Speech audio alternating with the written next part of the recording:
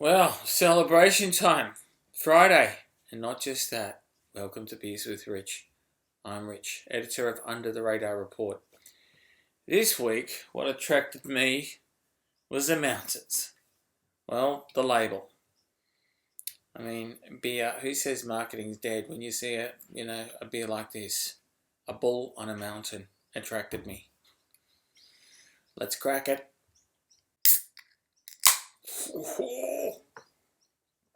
Straight from the Victorian Alps, Holgate Explorer. Another Pilsner. It's actually not bad. Be interesting to see what my teammates think of that one. What a week. Celebrating Blue Chip Value's 100th issue. Let's have another toast. Why have one toast when you can have two? Wow. 100 issues down and still going strong. The big trend, which is also going strong and getting investors into a bit of a twist, is inflation. So this week, I want to talk about inflation busters. That's right. Busting out with inflation busting stocks. It's got a bit of a toot and ring to it. So in the Under the Radar Small Caps edition, we went through the 110 stock research rundown. Yep, 110 small caps, from which we found 16 inflation busters. Then in blue chips, we cover 45 stocks, focusing in on our 23 inflation busting stocks in the blue chip value portfolio, which is just hitting its straps at the right time. It's been climbing big time like the bull on this mountain. It's climbing. As the world hits the skids, our blue chips rock. So what's going on? Before I go into some of these stocks and how you need to position your portfolios, let's talk about the bigger picture, because that's what blue chips are about. Blue chips, more than small caps, in fact, are about the macroeconomic conditions, the big drivers, the big forces at play in the world. And that's because we're looking at big companies, and those big companies are the economy. So pretty much that's why they're so sensitive to economic conditions. And, it's a symbiotic relationship. So frequent beers watchers will know that I pay close attention to the 10-year bond yield, or the US Treasury 10-year bond yield to be precise. And, recently this month it burst through 2%, which is a big deal because it's the first time in 2 years that it got as high as 2.4%. Now it's at 2.3%. But it shows that the big dogs of the bond world think that interest rates are going to stay stronger for longer, or be higher for longer. And why is that? Because let's face it, inflation is breaking out. US 7%, annualized inflation, Australia 3.5%. So basically, we're in problem city when it comes to central bankers. Because the thing is, it didn't have to be like this. Basically, the central bankers of the world dropped the ball.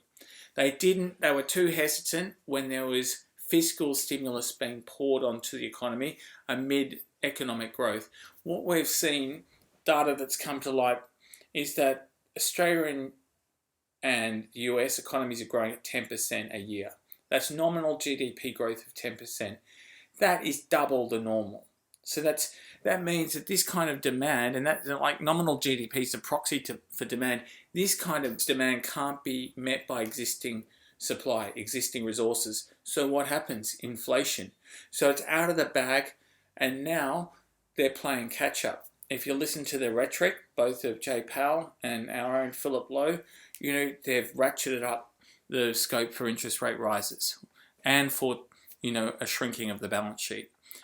They misjudged. They were also blindsided, or being blindsided by the supply side shock of the Ukraine war, which has occurred with oil prices, going, skyrocketing. Anyone who goes to the petrol bowser can't be helped but be shocked. I mean, let's face it, we're getting hit by increasing costs. Now that means a lot for in terms of people's lifestyle, because it puts pressure on them, especially when you consider the stagnant wages growth. But in the investment side of things, it means a lot, because it means the pressure of interest rates on assets, on equity assets, increases. Because basically equity assets, you use a discount rate which is governed by the risk-free interest rate, and that risk-free interest rate is going up.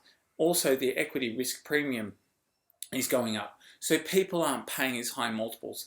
So people are getting out of growth stocks, or not so much growth stocks, but certainly stocks that are priced on the basis of blue sky, and into value stocks, which is our sweet spot.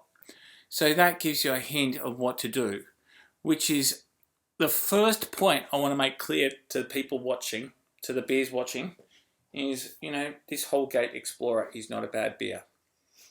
The second point, to look at your portfolios, get rid of the stocks in your portfolios that you can't explain to your kids or your parents. Stocks that you don't understand, get rid of them.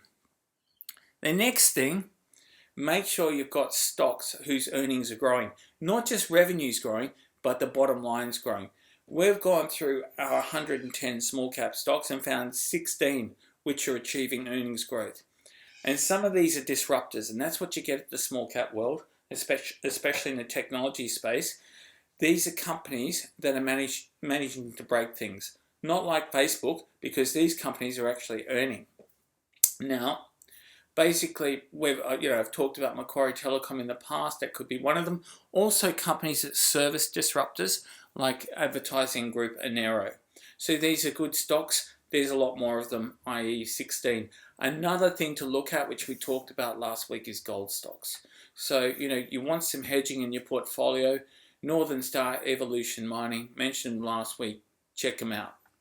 Commodities, that brings me on to commodities.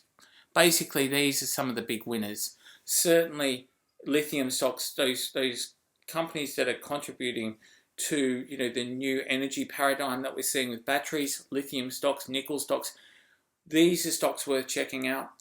In the blue chip this week, we cover a couple of big ones. South32, Rio Tinto, worth looking at closely. Aluminium is going through the roof, record highs. Why is that? Well, they produce a lot of aluminium in Russia. Need I say more? So these are interesting companies and worth having a look at. So what we're talking about is, while small caps can give you that disruptive growth and provide valuable hedging, blue chips have pricing power, and that is important. Blue chips also demonstrate often more consistent dividends. So harnessing the power of the two is how you make your money. What's up next week? Well, before we get to that, a bit of mountain climbing and exploration. That's right, I can hear the Top Gun theme. That's right, we're looking at the best of the best. And we're coming up with a baker's dozen or more small caps that you must have. Must have small caps that give you the best bang for your buck. Your hard-earned buck, that's for sure. See you next week. Beers with Rich. Same time, same channel.